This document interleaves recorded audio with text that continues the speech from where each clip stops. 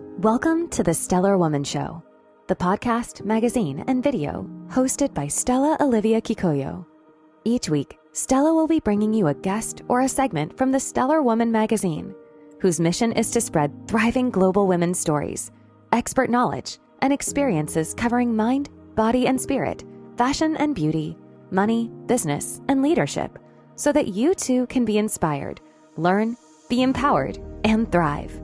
Since knowledge is potential power, our aim is to spread it like light from one woman to another, which we believe will help to bring about change in perspectives and create new possibilities for all women to learn, be empowered, and thrive.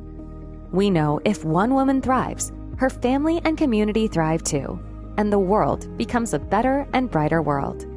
With over 100 interviews and stories, articles, videos, surveys, real life and business lessons and trainings, we believe that there's no better women's classroom as the Stellar Woman Show and magazine. Stella and her guests will be exploring how they started, the dreams realized and unrealized, aspirations, the steps taken, the challenges, failures, lessons learned, decision-making process, and what made them successful, and the stellar woman that they are. For more information, check out the website, www.stellarwomanmag.com. Now, here's your host, Stella Olivia Kikoyo.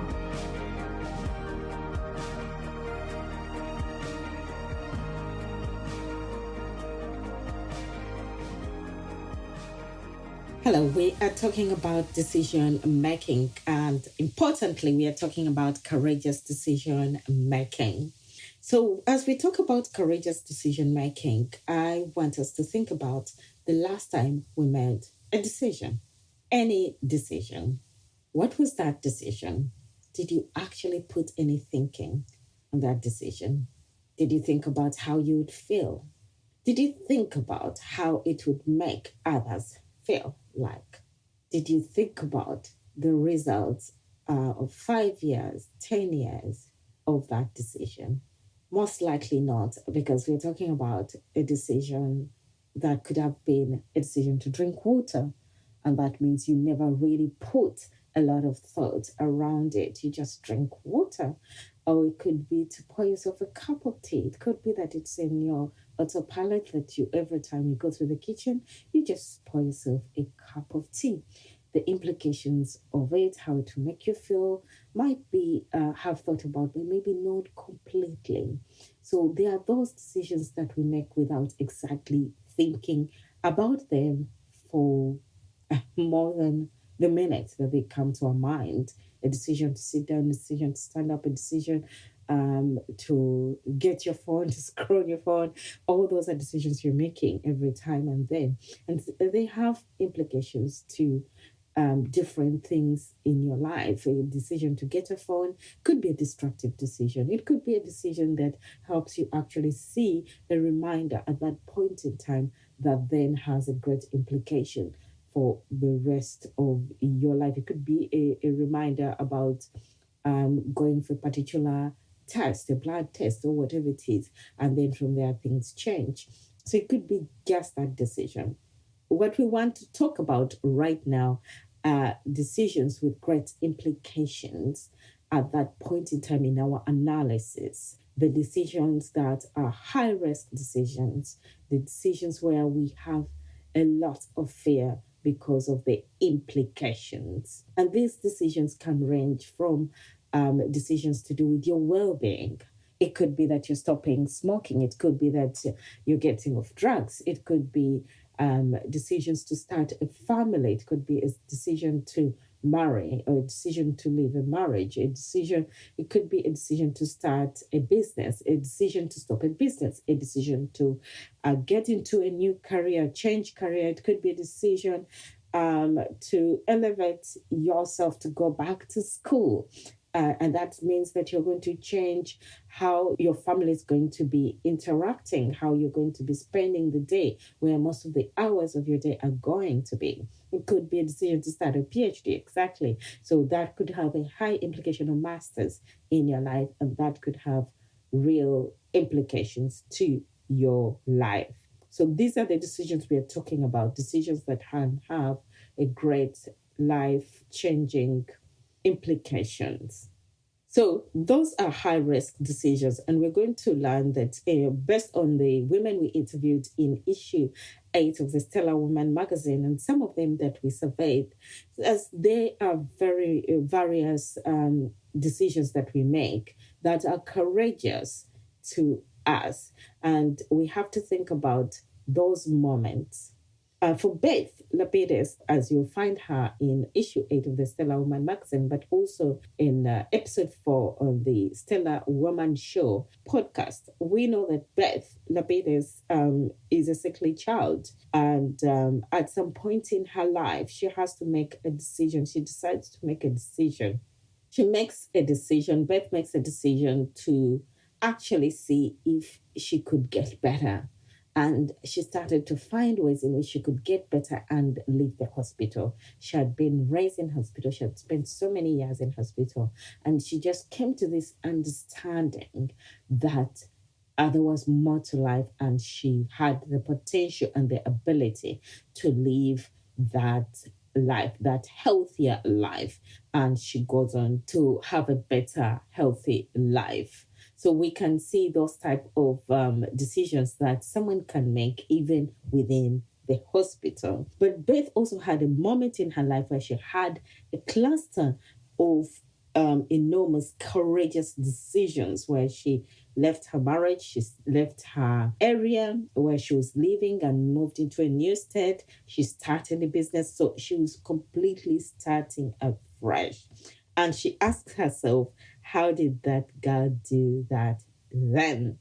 But Beth is so much of a person you can learn from a number of things. She's an author of an audiobook, So You Need to Decide, where she interviews a number of personalities and individuals here who are featured in her book about decision making, especially the complex life decisions. And those are the ones we're talking about as courageous, those that make you think about your life, not a decision to brush your teeth. We're talking about those other life changing decisions.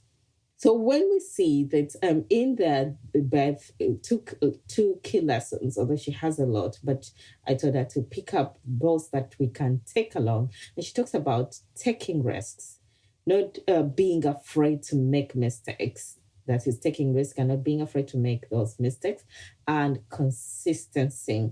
So we'll be focusing mainly on first the risk taking, because that's the one that moves us and puts us in a new state. But before we get into that movement, there's that space that we are in. It's best to make that decision, to make that call, to invest that money, to set up that business, a decision to fill in that form and send your application to a university, a college, or a learning center, whatever it is. So that time and space when we are going to make that decision and not make that decision is a key time for us to actually go within and understand ourselves, because there are those people who will get on that phone and make that decision, invest that money. And then there are people, or we could be the same person, who would stay a long time, 1 year, 2 years, 3 years, before they can actually make that decision, or even not make that decision. And Beth comes in with a phrase that I like, where she talks about the fact that the only wrong decision is no decision. And I think this is a good space for us to move into, to get to understand that in that moment in time, when you have to make a decision, the only wrong decision will be no decision. The rest of them will be life lessons. You will have an experience and you will have life lessons for which to create from your next avenue in life. But most of the time, we are focused so much on that great implication. Things don't work out. It's going to be disastrous. So think about it in your own life. When was the last time you made a high risky decision? When was the last time did you make a high risk decision? And this decision, by the way, could have, it's just how you as the person feel about that decision. It could be a decision that you made when you were younger. Think about it. When we are young, a decision to actually leave a group or set of friends is a big decision because sometimes it will have real social implications to you. So those are some of the decisions we are categorizing in courageous decision making. A decision to cut off a friend. It could be someone that has been having toxicity, bringing toxicity into your life, and you have to think about this type of person. So, what is that decision that you made then? What is that decision that you made then? How did that decision make you feel? At that point of making that decision, how did it make you feel like? Then think about the moment, the outcomes of that decision. What has come out of that decision, and what is your life implications today as a result of that decision? Think about also a decision that you haven't made. Do you have that decision that you haven't made? You haven't said no, and you haven't said yes to that decision. But it's a decision that is there, that is to be made, but you are playing it in your mind, year in, year out. Think about why you haven't made this decision. It could be time to actually not just answer this verbally, but to write down. Why haven't you made this decision? Are they emotional reasons or are they rational decisions? It could be that you haven't found yourself in a space with enough information. Do you decide to be in a space of no decision, or do you actually make a decision not to move forward? It could be a decision to invest, and you decide to say, I'm not moving forward right now. I'll move up. Let me collect the information. That is a good decision. That's a space that lets you have a new mode of being and thinking to move towards new implications. So when you say no today, what are you going to do about it? Is it to leave it behind, or are you saying no, but you're going to investigate further? Then think about what life would be like if you said yes to that decision, or if you said no to that decision. What would life be like? What would be the result of that decision? I think going into the state of understanding implications that we are drawing in our minds and putting them down on paper is a really important transition of coming to that space where you're actually now going to make a decision, rather than when you play it in your mind and you keep not making a decision. So it might be that it is time to think about aligning yourself to your truth, to what you want in your life.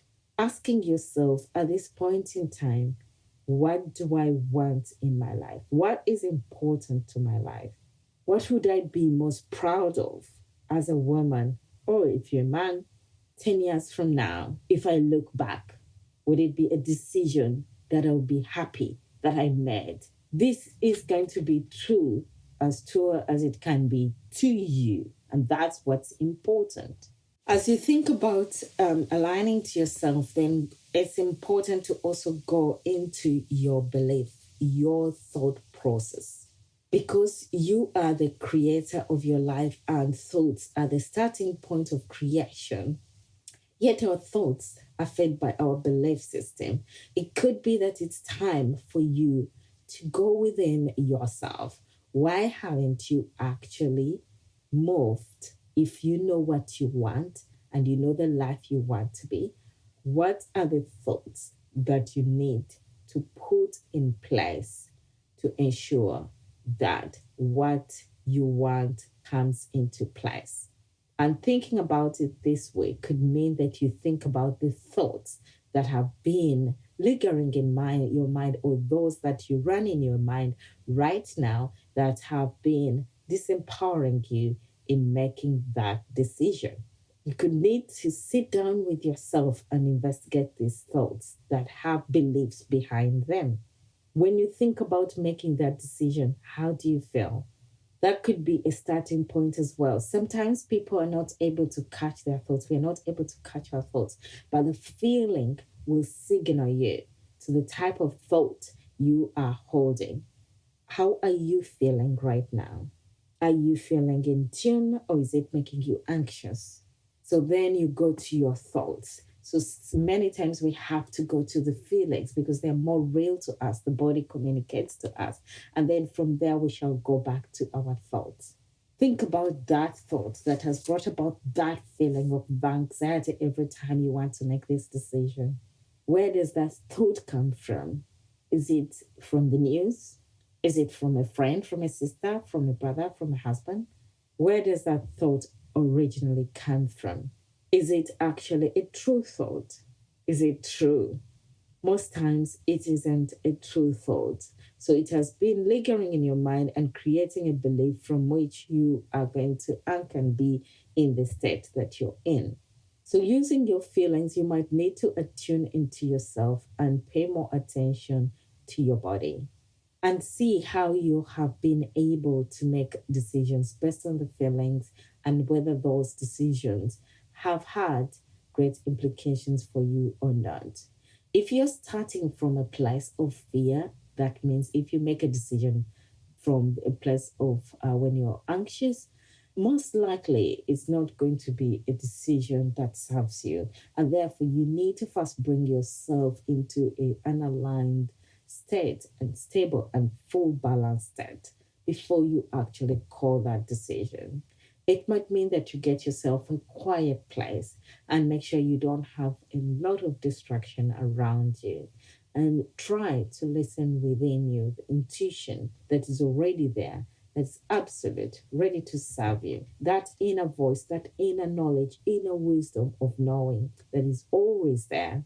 Could be that this is what you need at this point in time. According to Apple's co-founder Steve Jobs, intuition is a very powerful thing. According to him, it is more powerful than intellect. And in his own life experience, his own opinion, that's what has had a big impact on his work.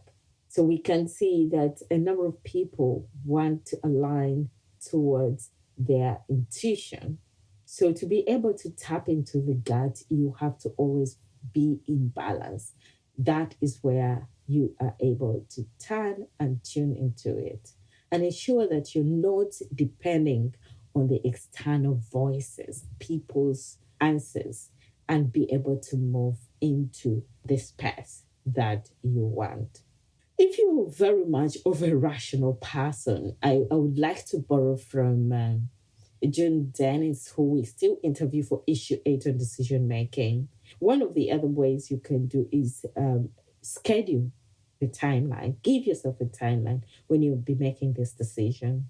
If you're not ready to make it today, and set the intention to make it, ask yourself how long you are willing to wait until you make that decision. What is required? Is it extra information? And how will you be making contacts with those that you need to give you the information to make that decision by a particular period of time?